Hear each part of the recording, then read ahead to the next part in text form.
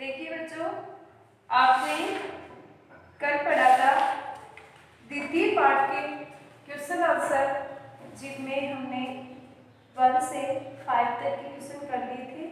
अब आज हम देखते हैं उसके नेक्स्ट क्वेश्चन। तो सभी बच्चों से अनुरोध है कि वो अपनी बुक खोल करके सामने रखें, क्योंकि ये क्वेश्चन जो है उनमें आपको उन्हें टिक करना होगा और एक में फिल करना होगा, तो आप स्वयं करेंगे।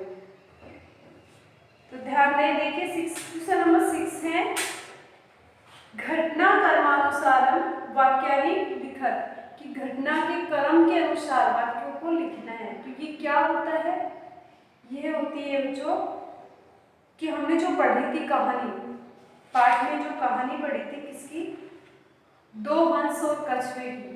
अब उस घटना में, इस क्वेश्चन में ये पूछा जा रहा है कि उस घटना के अंदर सबसे पहले क्या हुआ, उसके बाद में क्या हुआ, उसके बाद में क्या हुआ, ऐसे हमें उसका क्रम बनाना है। वो कहाँ से बनाएंगे?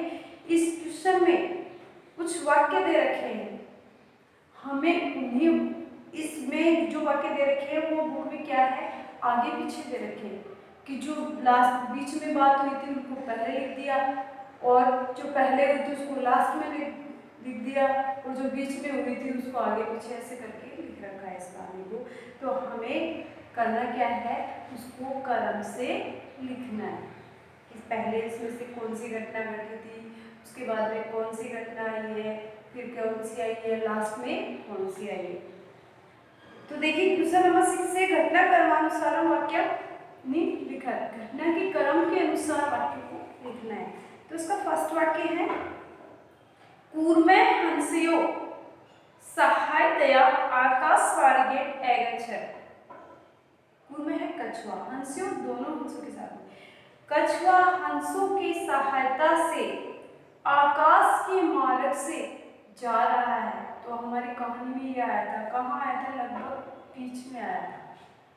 तो इसका मतलब ये वाक्य सबसे पहले नहीं हो सकता घटना का। उसके बाद में आता है, गोपाल का अकथन, गोपाल ने कहा, ग्वालों ने यह कहा, वयम पतितं कुर्मः खादिष्यामः, कि हम कछुए के गिरते ही खा जाएंगे। तो ये भी बाद में हुआ था, पहले नहीं हुआ। उसके बाद में आता है, कूर्मः हंसौ च एकस्मिन् सरसि निवसन्ति स्मः, कूर्मः और दोनों हंस एक तालाब के किनारे रहते थे। तो कोई भी कहानी शुरुआत होती है तो उसके अंदर सबसे पहले उनका निवास स्थान के बारे में ही अधिकतर बातें होती है। तो हमारा यह वाक्य सबसे पहले आएगा, और कहानी में भी ये सबसे पहले था कि कछुआ और दोनों हंस एक तालाब के किनारे साथ रहते थे। ये कहानी में आया था। तो यही वाक्य हमारा क्या हो गया, फर्स्ट नंबर पे। तो 1 नंबर पे इसके उत्तर में पहले नंबर पे ये वाक्य आ जाएगा। कौन से नंबर वाला? 3 नंबर वाला। क्या नंबर वाला है वो? अब आ जाएगा उत्तर में 1 नंबर पे। उसके बाद में है, केचित् धीवराः सरस तीरे आगच्छन्, कुछ धीवरा मतलब मछुआरे, कुछ मछुआरे तालाब के किनारे पर आए। फिर कूर्मः अन्यत्र गन्तुमिच्छति स्मः, कछुआ दूसरी जगह जाना चाहता था। तो कछुआ दूसरी जगह जाना चाहता है। उसके बाद में है वाक्य है, लंबमानं कूर्मः दृष्ट्वा गोपालका अधावत्, लटके हुए या लटक कर जाते हुए देख करके कछुए को गोपालक उसके पीछे दौड़ने लगे।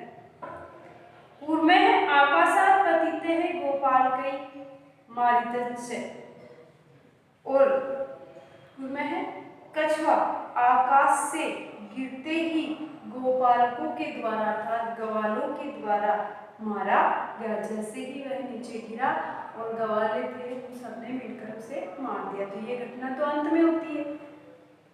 तो अंतिम वाक्य हो गई। नेक्स्ट है, वयं स्वः मत्स्य कुर्मादीन् मारिष्यामः इति धीवराः अकथयन्, कि हम सभी कल मछली, कछुए आदि को मारेंगे, ऐसा मछुआरों ने कहा। तो इस घटना में देखिए सबसे पहले, अब आपका उत्तर शुरू हो रहा है, इसका सबसे पहले वाक्य आएगा ग नंबर वाला कि कछुआ और दोनों हंस एक तालाब के किनारे रहते थे। अब उसके बाद में 2 नंबर पे आता है, उसके बाद में कौन सी घटना आई थी कि कुछ मछुआरे वहां तालाब के किनारे आए। तो 2 नंबर पे कौन से नंबर का वाक्य हो गया आपका? 4 नंबर वाला। 2 नंबर पे हो गया 4 नंबर वाला। उसके बाद में नेक्स्ट आता है वयम स्वः मदस्य कुर्मादिनी मारिष्यामि तीव्रा कथन। मछुआरे आए और आकर के उन्होंने बातें की थी। वो क्या बातें की थी कि कल हम मछली और कछुए आदि को मारेंगे। तो ये घटना आ जाएगी नेक्स्ट वाक्य में। उसके बाद में ही आता है पूर्व अन्यत्र गन्तुम् इच्छति। तो उनकी बातें कछुआ सुन लेता है और सुन करके ही उसकी इच्छा होती है कि मैं कहीं और चला जाऊं। तो उसके बाद में ये कहता है कि मैं कहीं और जाना चाहता हूँ। तो यह वाक्य 4 नंबर पे आ जाएगा। 5 पे जो है वो 4 पे आ जाएगा। उसके बाद में है कूर्मे हंसियो सहायतया आकाश मार्गेण गच्छत्। और वो अंतिम जाने की इच्छा करता है और वो जाता इस प्रकार से है कि वह दोनों हंसों की सहायता से आकाश के मार्ग से डंडे में लटक करके जा रहा था। तो ये वाक्य किस पे आ जाएगा? यहाँ पे 5 नंबर पे आ जाएगा। कौन सा? कै वाला। कै 5 नंबर पे। उसके बाद में आता है लटकते हुए देख करके लंबमानं कूर्मः दृष्ट्वा गोपालकः ऐधावन्। लटक कर जाते हुए कछुए को देख करके गोपालक उसके पीछे दौड़ने लग गए। तो ये जो च है वो किस पे आ जाएगा? 6 नंबर पे। और ये यहाँ भी 6 पे ही है। तो जहाँ है वही हो जाएगा। उसके बाद में नेक्स्ट वाला है गोपाल का कथन। उसके बाद में क्या कहा था? गोपालक कहने लग गए थे उसे देख करके, उठते हुए जा करके कि यह नीचे गिर जाएगा तो हम खा जाएंगे। तो ये वाक्य है जो यहाँ पे आ जाएगा कि हम इसे खा जाएंगे। ये कौन सा है? 2 नंबर का।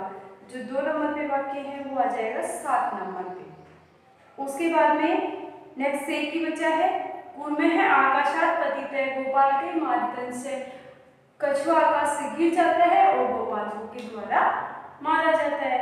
तो ये जो इसके अंदर 7 नंबर पे है वो अंतिम वाक्य होगा आपका 8 नंबर पे।